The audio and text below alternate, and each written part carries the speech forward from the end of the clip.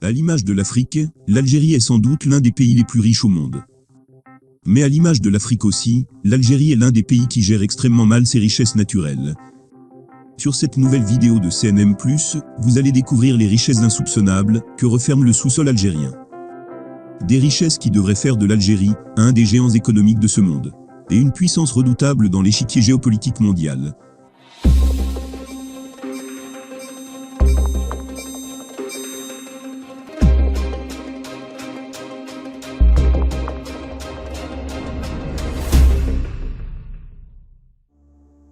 Bonjour, et bienvenue sur CNM+. Si on vous demande quelles sont les principales richesses de l'Algérie, comme la grande majorité des gens, vous allez répondre le pétrole et le gaz. Car l'image véhiculée par les médias du monde entier, c'est que l'Algérie est un pays très riche en pétrole et gaz. Même si l'Algérie est en effet très riche en pétrole et gaz, au point d'être en voie de devenir l'un des principaux fournisseurs de l'Europe, suite aux conséquences de la guerre en Ukraine. Mais en réalité, cette richesse ne représente pas plus de 10% de l'ensemble des autres richesses de l'Algérie. Pas moins de 90% des autres richesses de l'Algérie sont en effet méconnues du reste du monde, et même de sa propre population. Mais cela n'a rien d'étonnant. C'est une stratégie bien ficelée, menée depuis des décennies par les géants de ce monde, qui tend à dénigrer tous les pays du continent africain, notamment l'Algérie, afin de toujours dissimuler l'immense potentiel que referment ces pays, dans le but d'exploiter leurs richesses en toute discrétion, et de leur faire croire que c'est des pays pauvres et qu'ils sont toujours dépendants des pays occidentaux. D'ailleurs, on a publié une vidéo très intéressante sur l'incroyable potentiel de l'Afrique dissimulé par l'Occident, qu'on vous invite à découvrir en cliquant sur le lien qu'on vous a laissé sur le premier commentaire. Fermant cette petite parenthèse et revenant au sujet de cette vidéo. Les insoupçonnables richesses de l'Algérie. Aussi incroyable que cela puisse vous paraître, l'Algérie importe chaque année plus de 100 millions de dollars de produits dont son sous-sol regorge à l'infini. Voici justement un tout petit aperçu des autres ressources de l'Algérie. Les terres rares. Les terres rares, c'est un groupe de métaux aux propriétés électromagnétiques uniques, également appelé lantanide, est indispensable dans de nombreuses technologies de pointe. Il est la base de l'industrie des hautes technologies, allant de la fabrication des écrans de smartphones au système de guidage des missiles, en passant par les aimants permanents des éoliennes. L'Algérie dispose d'environ 20% des réserves mondiales de terres rares, ce qui la classe à la 3e position derrière la Chine et l'Afrique du Sud. Ces réserves se trouvent du côté de l'est et du sud-ouest du pays. L'or. Le Hogar dans l'extrême sud algérien. En plus d'être une véritable mine d'or au sens figuré d'un point de vue touristique, avec ses paysages à vous couper le souffle, et son magnifique coucher de soleil. C'est aussi une véritable mine d'or au sens propre, car son sous-sol est particulièrement riche en or. Bien que la plupart des travaux scientifiques publiés recoupés avec les informations officielles fournissent des chiffres avoisinant les 200 tonnes d'or. Mais en réalité, le potentiel minier est de loin beaucoup plus important. À certains endroits du Hogar, l'or est même visible à l'œil nu, notamment dans les gisements d'Amesmessa et Tirek. Le fer. Le fer est une richesse en abondance en Algérie, mais hélas laissée à l'abandon. Avec des réserves de minerais de fer estimées à environ 3,6 milliards de tonnes, l'Algérie arrive au 8e rang mondial, juste devant les États-Unis, qui disposent d'une réserve d'environ 3 milliards de tonnes. Le fer algérien se trouve principalement à Garage Billet et à Mechri Abdelaziz, respectivement à 200 km au sud-est et 400 km à l'est de Tindouf. Mais aussi à Intimouchent, entre Oran et Tlemcen, à Djebel Hanini, dans la wilaya de Sétif, à Ouanza Boukadra, dans la wilaya de Tébessa, et à Sidi Maharouf, dans la wilaya de Jijel. Les phosphates. Les phosphates sont l'une des plus importantes richesses naturelles de l'Algérie. Ils sont estimés à environ 2,2 milliards de tonnes de réserves, qui se concentrent essentiellement dans l'est du pays. Ils sont classés au 3e rang mondial en termes de réserves prouvées, juste derrière le Maroc et la Chine. Le grand gisement de Djebel Onk, au sud de Tébessa, renferme à lui seul plus de la moitié des réserves du pays. Mais à l'instar des autres richesses de l'Algérie, l'exploitation des phosphates est quasiment au point mort. De même pour le plomb et le zinc.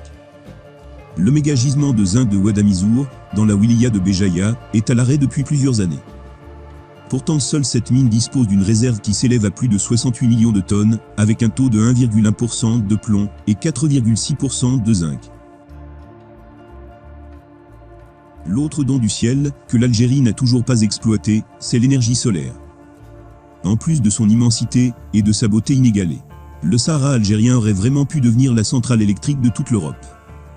L'immense potentiel d'énergie solaire du Grand Sahara algérien a failli donner naissance à l'un des plus grands projets du siècle. Desertec. Un méga projet algéro-allemand.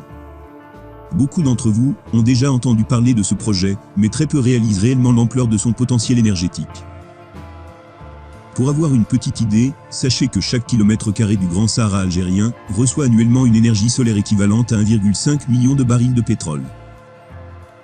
Le fait de couvrir seulement 6% de ce désert en centrale solaire thermique permettrait de couvrir les besoins électriques de la planète entière. Desertec ne prévoyait pas seulement la construction de centrales solaires thermiques, mais également le développement de fermes éoliennes et de centrales photovoltaïques d'autres technologies telles que l'énergie hydroélectrique. Et la biomasse pourrait aussi couvrir une partie des futurs besoins énergétiques de la région méditerranéenne. L'Algérie aurait pu devenir le plus important exportateur d'électricité et d'hydrogène vert au monde. Donc un apport financier colossal et inépuisable.